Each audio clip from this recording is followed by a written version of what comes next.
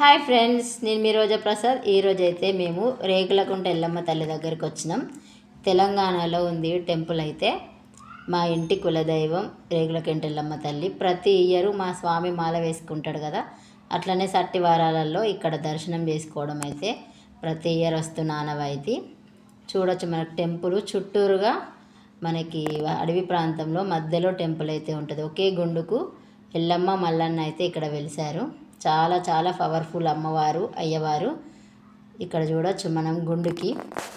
ఇక్కడ ముందు మాత్రం మల్లన్న విగ్రహాలు, అమ్మవార్ల విగ్రహాలు పెట్టినవి. లోపల వెలిసిన దేవుడు అయితే చిన్నగా గృహలో కనిపిస్తాడు. చాలా చాలా పవర్ఫుల్ అండి. ఇట్లా మనం ఏ కోరిక అయితే కోరుకుంటామో ఆ కోరిక నెరవేర్చే తండ్రి మల్లన్న తండ్రి, ఎల్లమ్మ తల్లి. అంత పవర్ఫుల్ అయితే ఉంటుంది.